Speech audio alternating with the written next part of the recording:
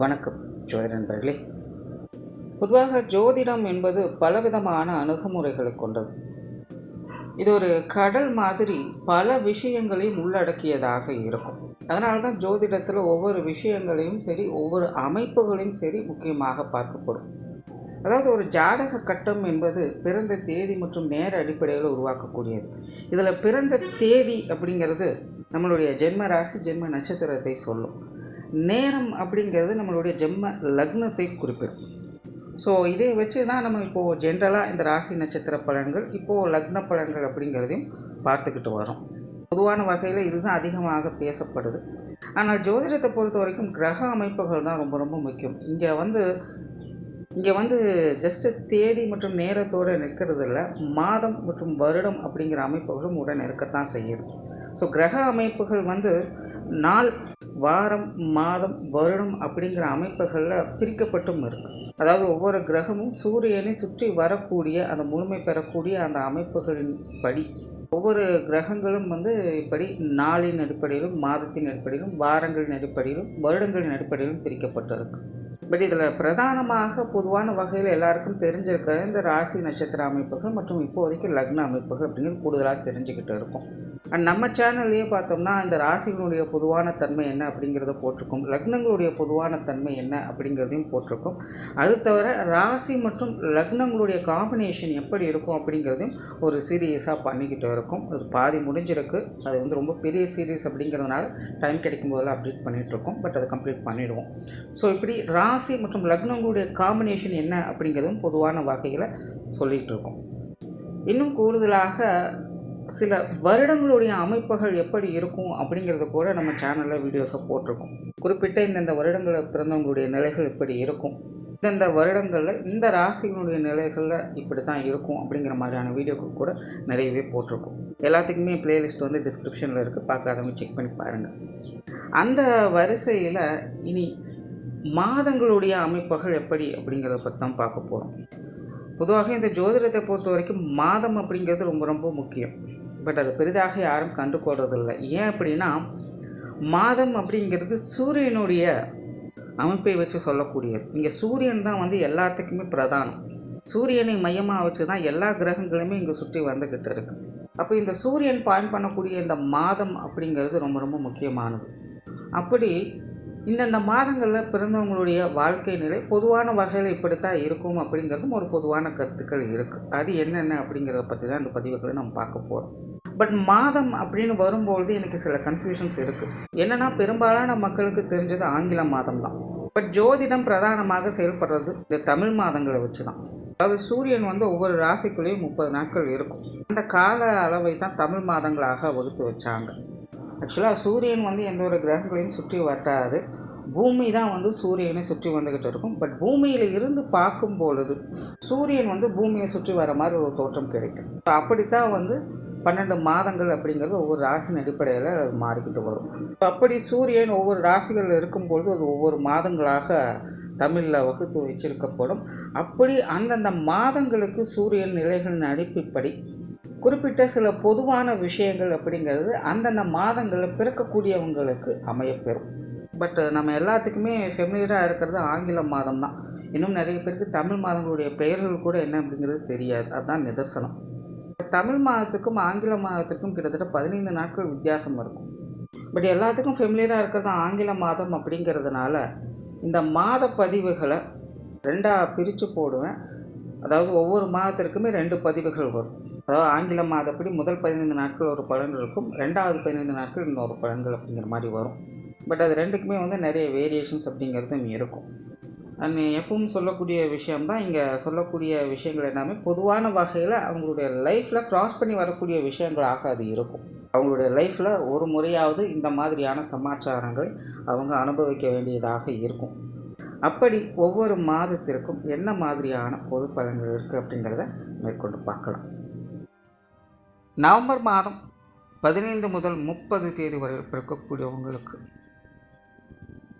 பொதுவாக இந்த காலகட்டங்களில் பிறக்கக்கூடியவங்க ஆழ்ந்த சிந்தனை மிக்கவங்க, புதிர்களுக்கு விடை காணக்கூடியவங்க, புதிய கண்டுபிடிப்புகளை உருவாக்கக்கூடியவங்க, மற்றும் வினோதமான மனிதர்கள் அப்படின்னு சொல்லலாம்.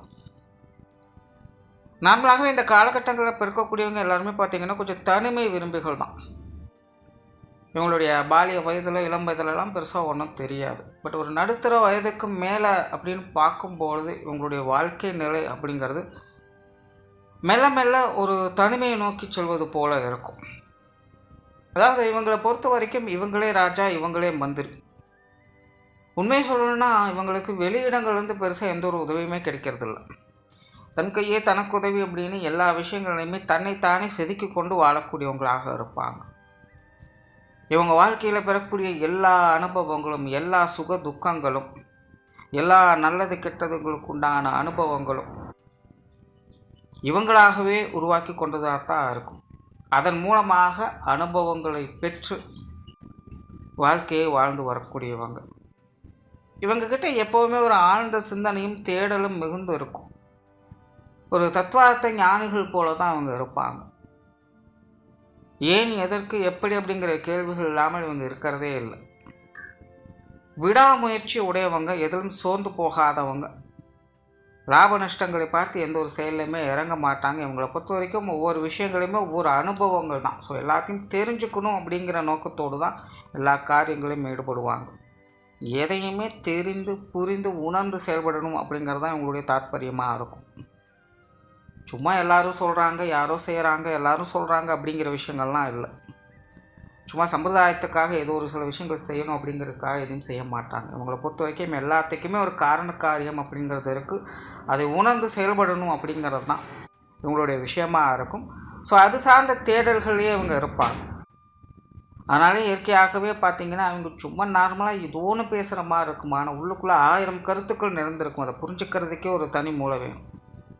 வாழ்க்கையில் எதையாவது ஒன்று சாதிக்கணும் அப்படிங்கிற தீவிர எண்ணம் கொண்டவங்க, நிறைய சாகசங்களில் ஈடுபடக்கூடியவங்க, புதிய கண்டுபிடிப்புகளை உருவாக்கக்கூடியவங்க, எல்லார் மாதிரியும் இல்லாமல் தனக்குன்னு ஒரு வாழ்க்கையை உருவாக்கி கொள்ளக்கூடியவங்களாக இருப்பாங்க.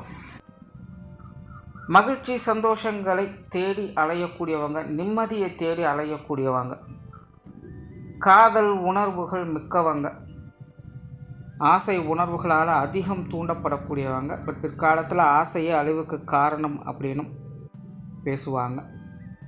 பொதுநல விரும்பிகள், சுயநலமாக எதையும் யோசிக்க மாட்டாங்க.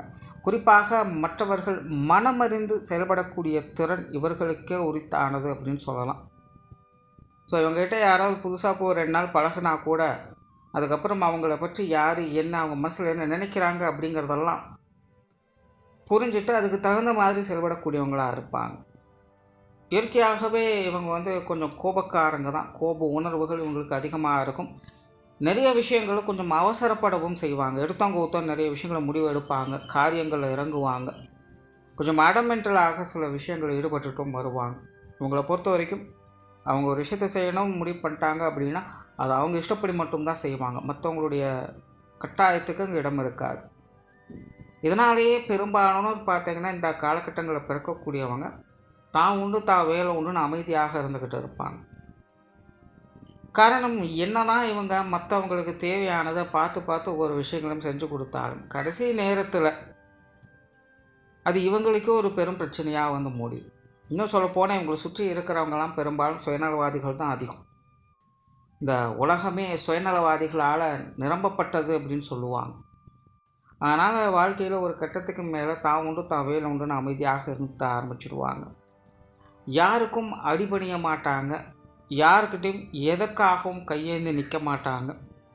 சுயசார்பு சிந்தனை மிக்கவங்க. இந்த தற்சார்பு வாழ்க்கை அப்படின்னு சொல்கிறாங்க பார்த்தீங்களா, அந்த மாதிரியான விஷயங்கள் விருப்பமுடையவங்க.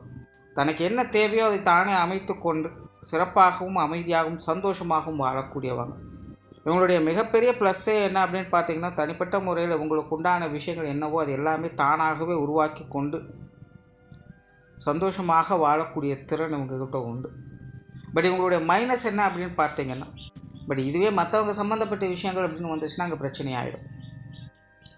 பட் அதே நேரம் இங்கே சுய ஜாதக ரீதியாக கிரக அமைப்புகள் சாதகமாக இருக்கும் பட்சத்தில் இவங்க மற்றவர்களை புரிந்து கொண்டு மற்றவர்களை ஆளக்கூடியவங்களாகவும் இருப்பாங்க.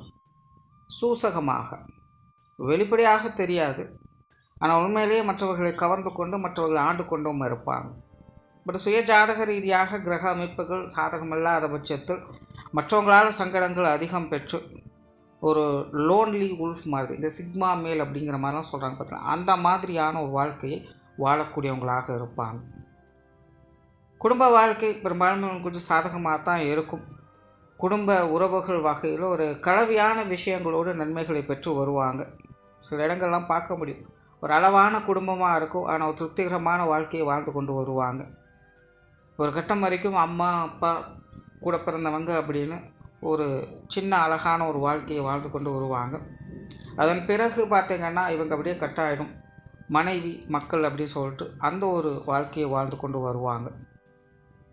சிலலாம் பார்த்திங்கன்னா இருக்கிற இடம் தெரியாமல் ஒரு அமைதியான வாழ்க்கை நிலையை வாழ்ந்தோம். கிட்டத்தட்ட அந்த மாதிரியான ஒரு குடும்ப வாழ்க்கை தான் அவங்களுக்கு பெரும்பாலும் சூட் ஆகும். திருமண வாழ்க்கை இவங்களுக்கு கொஞ்சம் சாதகமாகவே இருக்கும். குறிப்பாக இவங்க காதல் சம்மந்தப்பட்ட விஷயங்கள் அதிக ஈடுபாடுகள் காட்டுவாங்க. தன்னுடைய வாழ்க்கை துணையை நேசிக்கக்கூடியவங்களாக இருப்பாங்க.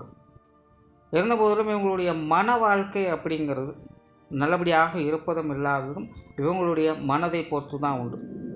திருமண வாழ்க்கை அப்படின்னு வரும்பொழுது இவங்க நினச்சா எப்பேற்பட்ட கெட்ட விஷயங்களையும் நல்லதாக மாற்ற முடியும், அதே போல் எப்பேற்பட்ட நல்ல விஷயங்களையும் கெட்டதாக மாற்ற முடியும். ஸோ ஆகையினால் இந்த திருமண வாழ்க்கை அப்படின்னு வரும்பொழுது அது நன்றாக இருப்பதும் இல்லாமல் இருப்பதும் இவங்களுடைய மனதை பொறுத்து தான் அது அமையுது. குழந்தைகள் சம்மந்தப்பட்ட விஷயங்கள் சாதகமாக இருக்கும். குழந்தைகள் வகையில் அதிகமான மன மகிழ்ச்சி தரக்கூடிய அமைப்புகளை பெறக்கூடியவங்களாக இருப்பாங்க.